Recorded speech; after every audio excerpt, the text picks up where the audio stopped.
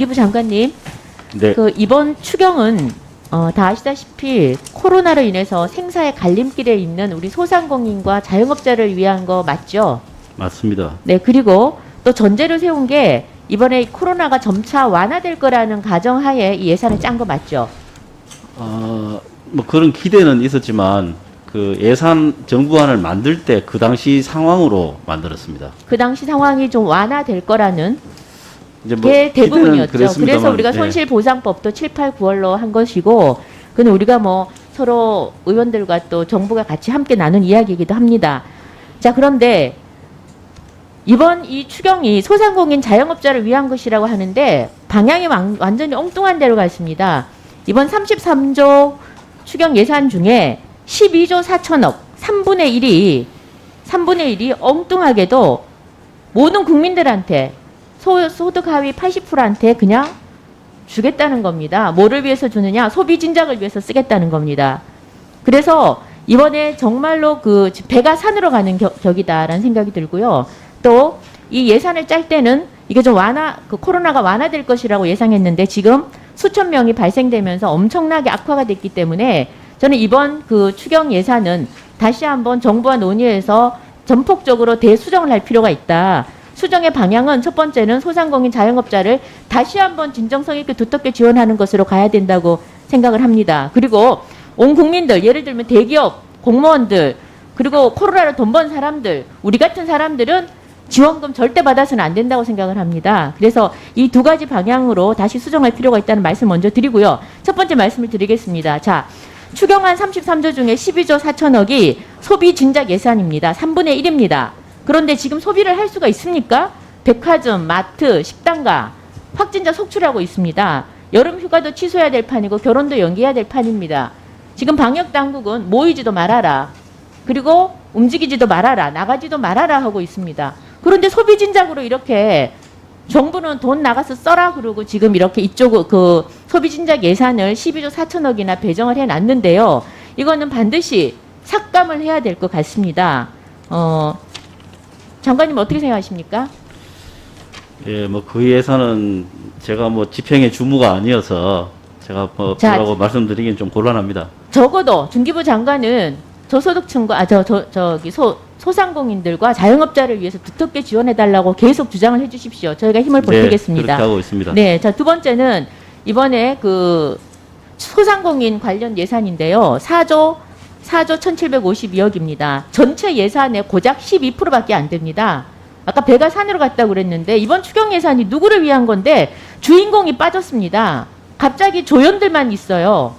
다시 주인공들이 등극할 수 있기를 바랍니다. 먼저 손실보상금 보겠습니다. 52만 개 업체 대상으로 한다 했는데요. 저희가 맨 처음에 68만 개로 계속 보고를 받았습니다. 16만 개 어디로 갔습니까? 자, 장관께서 그랬죠. 폭 넓고 두텁게 그리고 신속하게 한다 그랬습니다. 첫 번째 폭 넓게 한다 그랬는데 68만 개 계속 보고하다가 갑자기 국가 행정명령을 받은 68만 개에서 갑자기 왜 52만 개로 줄어들었습니까?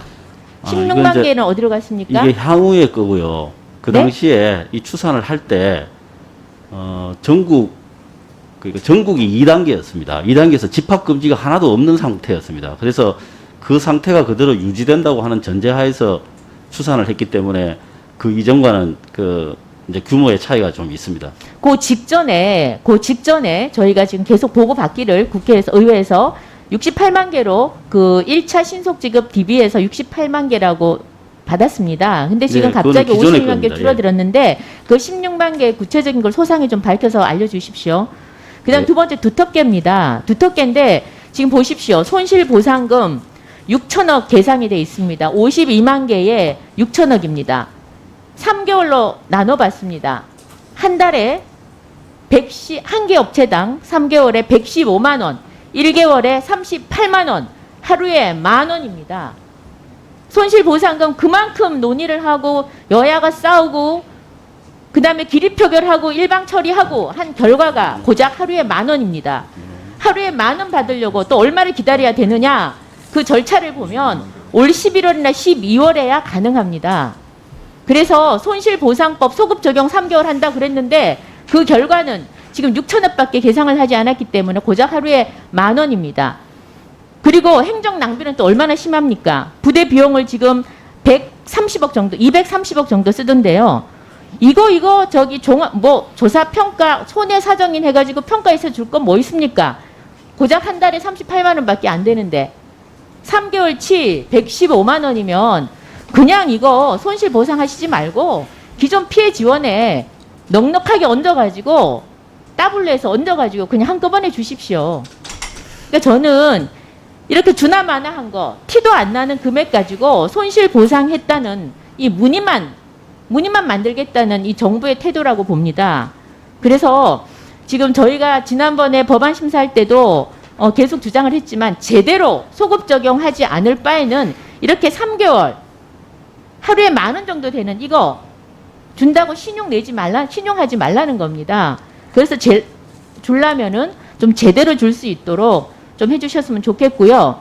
이 6천억에 대해서 더 아까 전에 뭐 제도로 상황이 변하면은 증액의 필요성은 있다고 그랬는데 제가 지금 왜 화가 나냐면 어떻게 이걸 52만 개 해가지고 115만 원으로 3개월에 115만 원 정도밖에 돌아가지 않는 걸로 이렇게 계상을 했는지 중기부의 태도가 진짜 몹시 실망스럽습니다. 이거를 아는 지금 소상공인들은 52만 어떤 심정이겠습니까?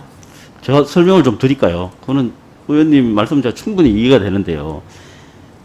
우선 이제 뭐 사정 변경이 좀 생겨서 이제 과소하게 보이는 것과는 별개로 지금 평균을 말씀하시는 거잖아요. 제 시간이 이제 10초밖에 예, 남지 예. 않아서 말씀을 드리겠습니다. 바라는 거 말씀드리겠습니다. 네. 자, 코로나 국민 지원금 완전히 대폭 줄이십시오. 없애도 됩니다.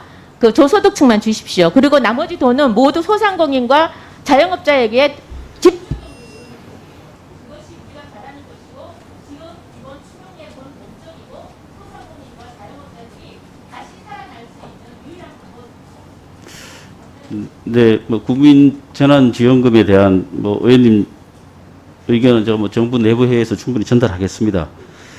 근데 이제 하루에 10,000원이다. 이거는 조금 계산에 좀 오류가 있습니다. 이게 예, 제가 말씀드릴게요. 예, 제가 말씀드릴게요. 이거는 평균으로 볼 일이 아닙니다. 이게 그렇지 않습니다. 이게 그렇습니다. 그렇게 됩니다. 이게 손실 보상에 어떻게 보면 합리성을 뭐 가장한 건 아니죠. 합리성으로 이렇게 뭐 포장됐다 이런 말은 합리적이긴 한데 그 현상은 우리가 받아들이기 어려운 그런 게 실제로 있는 겁니다. 그래서 그렇습니다. 이제 이런 문제들이 있습니다. 네.